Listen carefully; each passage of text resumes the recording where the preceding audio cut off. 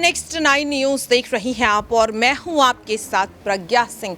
3 महीनों से ज्यादा का समय बीत चुका है मणिपुर में लगातार हो रही हिंसा को लेकर, और अब तो जब से मणिपुर में इंटरनेट को फिर से चालू कर दिया गया है, तब से बीते 3 महीनों में मणिपुर में जो शर्मनाक घटनाएं घटी हैं, जो दरिंदगी हुई है, उसकी तस्वीरें अब धीरे धीरे सामने आने लगी हैं। बता दें कि महिलाओं के साथ हुई शर्मनाक हरकत काफी नहीं थी कि अब और भी कई ऐसे भयावह वीडियोस लगातार सोशल मीडिया पर वायरल होते हुए दिखाई दे रही हैं।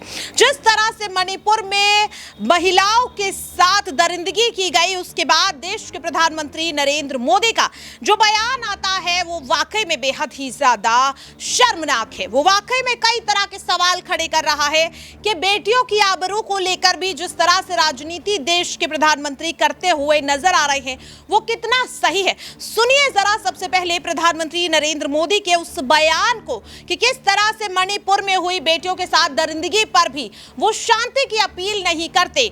वो ये नहीं कहते कि आरोपियों के साथ ऐसा सलूक किया जाएगा कि बेटियों की आबरू के साथ खिलवाड़ करने से पहले इस तरह के आरोपी 10 बार सोचेंगे। सुनिए किस तरह से देश के प्रधानमंत्री नरेंद्र मोदी बेटियों के साथ हुई बर्बरता पर भी सीधे सीधे राजनीतिक रोटियां सेकने से बाज नहीं आए। मानसून सत्र में आप सबका स्वागत है। सावन का पवित्र मास चल रहा है और इस बार तो डबल सावन है और इसलिए सावन की अवधि भी जरा ज़्यादा है। और सावन मास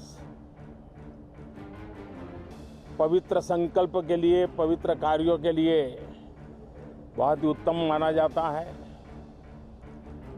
और आज जब लोकतंत्र के मंदिर में इस सावन के पवित्र मास में मिल रहे हैं, तो ये लोकतंत्र का मंदिर ऐसे अनेक पवित्र कार्य करने के लिए इससे बड़ा उत्तम अवसर नहीं हो सकता है।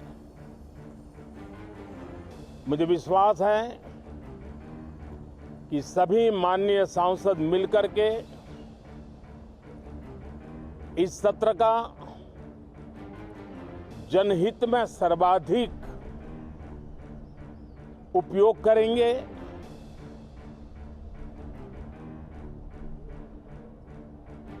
संसद की जो जिम्मेवारी है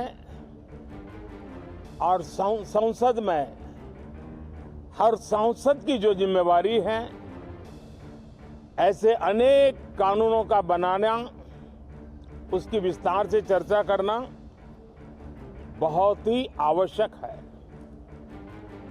और चर्चा जितनी ज्यादा होती है,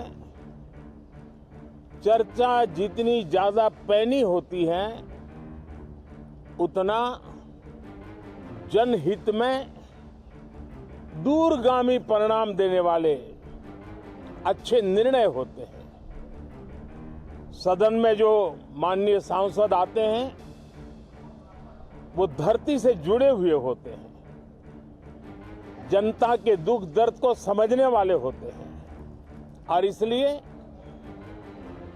जब चर्चा होती है तो उनकी तरफ से जो विचार आते हैं वो जड़ों से जुड़े हुए विचार आते हैं। और इसलिए चर्चा तो समृद्ध होती है, निर्णय भी सशक्त होते हैं, परिणामकारी होते हैं। और इसलिए मैं सभी राजनीतिक दलों को,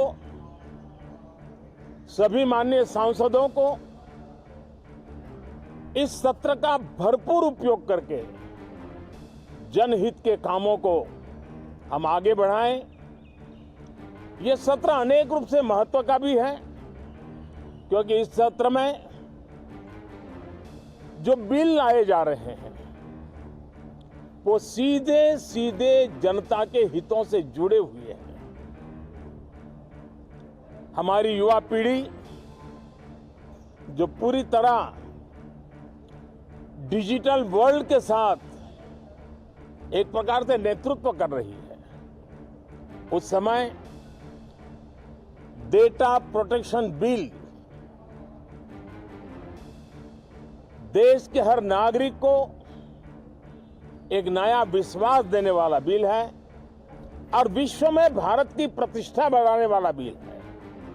उसी प्रकार से नेशनल रिसर्च फाउंडेशन, ये बिल एनआरएफ नई शिक्षा नीति के संदर्भ में एक बहुत बड़ा अहम कदम है और इसका उपयोग अनुसंधान को बल देना, इनोवेशन को बल देना, रिसर्च को बल देना और हमारी युवा पीढ़ी जो विश्व के अंदर नए उपक्रमों के द्वारा विश्व का नेतृत्व करने का सामर्थ्य रखती है, उनके लिए बड़ा अवसर देकर के आ रही है। जनविश्वास बिल सामान्य मानवीय के प्रति भरोसा करना,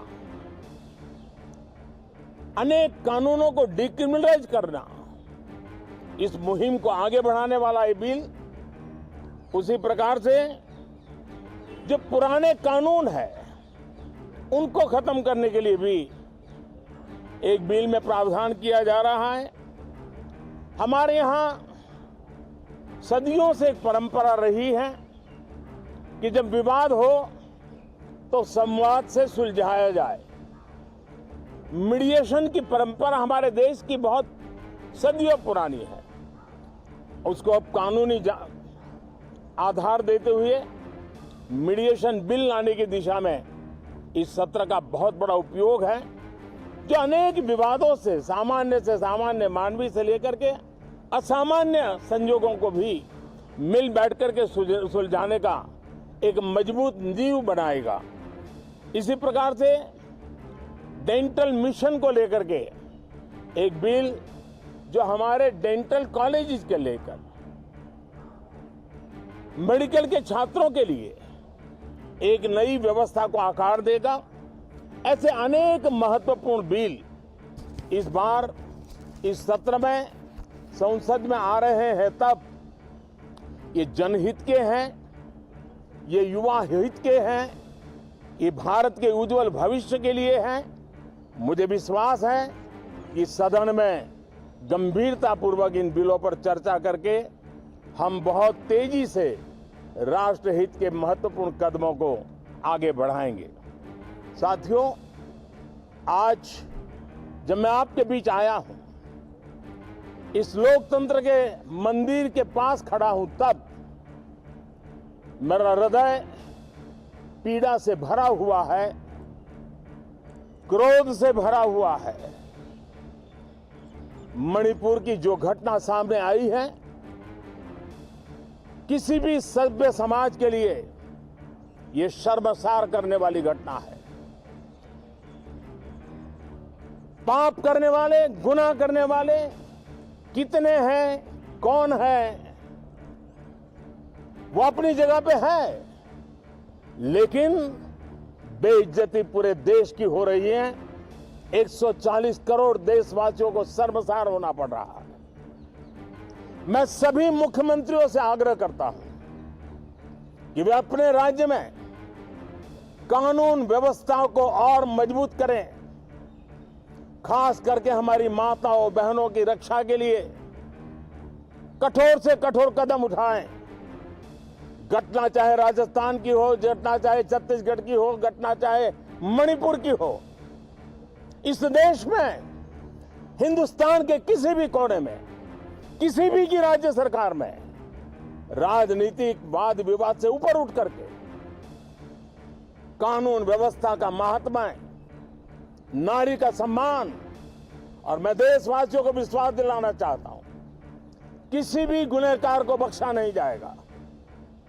कानून अपनी पूरी शक्ति से, पूरी सख्ती से एक के बाद एक कदम उठाएगा। मणिपुर की इन बेटियों के साथ जो हुआ है, इसको कभी माफ नहीं किया जा सकता है। देखा आपने और सुना भी किस तरह से प्रधानमंत्री नरेंद्र मोदी ने मणिपुर में हुई हिंसा को लेकर देश की जनता से या फिर मणिपुर की जनता से शांति की अपील नहीं की। ये नहीं कहा कि बेटियों के साथ इस तरह की बर्बरता बर्दाश्त नहीं की जाएगी। वो कहते हुए नजर आए कि घटना चाहे राजस्थान की हो या छत्तीसगढ़ की, मणिपुर की हो या फिर कहीं की भी, मैं तभी सभी मुख्यमंत्रियों से ये अपील करता हूं कि कड़े से कड़े कानून बनाए जाए, ऐसे आरोपियों को सख्त से सख्त सजा दी जाए। यानी कि ऐसे गंभीर मुद्दे पर भी विपक्ष पर निशाना साधने से वो बाज नहीं आए। सवाल लगातार ये उठ रहा है कि मणिपुर में हुई हिंसा को लेकर भारतीय जनता पार्टी जिस तरह से अभी भी राजनीति कर रही है, यहाँ पर कांग्रेस पर निशाना साध रही है, क्या वो सही है? और प्रधानमंत्री नरेंद्र मोदी के इस बयान के बाद आखिरकार देश की जनता में, देश की बेटियों में किस तरह से उबाल है, देखिए। तो काम है वही हर जगह करवा रहे हैं, यहाँ पे भी वही करवा रहे हैं, वहाँ पे भी वही करवा रहे हैं। ये कह रहे हैं कि कहीं ना कहीं मणिपुर हिंसा के लिए प्रधानमंत्री जिम्मेदार है। जी पूरी तरह से मोदी जिम्मेदार है। और उसके जिम्मेदार कौन? मोदी जिम्मेदार है, सब कुछ उनके ही अंदर है ना। आप ये देखिए, ये वही जगह है, यहाँ पर अभी 2 महीने पहले तक देश की बेटियां, पहलवान खिलाड़ी लगातार प्रोटेस्ट कर रही थी। ब्रजभूषण शरण सिंह के खिलाफ सबूत मिले हैं, ये दिल्ली पुलिस कह रही है। फिर भी कल ब्रजभूषण शरण सिंह को जमानत दे दी जाती है। ऐसे देश में आखिरकार किस तरह से मोदी जी लगातार कह रहे हैं कि बेटियों का विकास हो रहा है? मोदी जी बेटियों को बस ऐसे कह रहे हैं, बेटियों को उनका कोई समर्थन नहीं है, कोई भी वो नहीं है, कोई सपोर्ट नहीं है मोदी को बेटियों की तरफ से। अच्छा देखिए, यहाँ पर चलिए, ये तो महिला है, हो सकता है कि शायद महिलाओं के सम्मान को लेकर ये मोदी जी पर हमला बोल रहे, लेकिन मणिपुर की हिंसा की तस्वीर आप सभी ने देखी। आप सभी से मेरा सवाल है कि जिस तरीके से बेटियों के साथ ऐसी भयावह तस्वीर सामने आ रही है, उसके बाद देश के प्रधानमंत्री नरेंद्र मोदी जी को आप सब क्या कहना चाहते हैं? को अपनी कुर्सी छोड़ देनी चाहिए, जो देश की बहन बेटियों के। वैसे तो बोल रखा कि बेटी बचाओ बेटी पढ़ाओ, पूरी तरह से फेल है सरकार। कहा जा रहा है ऐसी हजारों तस्वीरें हैं जो अब एक के बाद एक सामने आएंगी। ऐसे में क्या करना चाहिए देश की जनता को ऐसी सरकार के खिलाफ? ऐसी सरकार को गिरा देना चाहिए। ऐसी सरकार को गिरा देना चाहिए, साफ तौर पर कह रहे। क्या लग रहा है, साल 2024 में मोदी सरकार का खात्मा हो जाएगा? जी बिल्कुल खात्मा हो जाएगा, बहुत जल्द खात्मा होने वाला है और इनको जल्द से जल्द प्रधानमंत्री चंद्रशेखर भाई। मैं चाहूंगी आपने जो अभी ये अल्फाज कहे हैं एक बार और मजबूती के साथ कहें, ताकि ये आवाज देश के प्रधानमंत्री नरेंद्र मोदी के पास पहुंच पाए कि बेटियों के साथ अगर इस तरीके की भयावह हरकत की जाएगी, शर्मनाक हरकत की जाएगी, तो क्या अंजाम होगा? मोदी जी को उखाड़ के फेंकना पड़ेगा। केजरी भाई के हाथ में चाय बेचने वाले को चाय बेचने बंद कर देंगे उसकी। देखा आपने, सुना भी और समझा भी इस खास रिपोर्ट के जरिए कि किस तरह से अब मणिपुर में हुई हिंसा के बाद सीधे सीधे बीजेपी की उल्टी गिनती शुरू हो चुकी है। इस खास रिपोर्ट में भी किस तरह से आम जनता ये दावा करती हुई नजर आ रही है कि अगर देश के प्रधानमंत्री नरेंद्र मोदी अभी भी खामोश रहे तो साल 2024 में वाकई में मोदी लहर पूरी तरह से खत्म हो जाएगी। आपकी क्या राय है कि मणिपुर में हुई हिंसा को लेकर जो बयान देश के प्रधानमंत्री नरेंद्र मोदी ने दिया है, क्या वो सही है या फिर उसमें से आप सभी को राजनीति की बू आ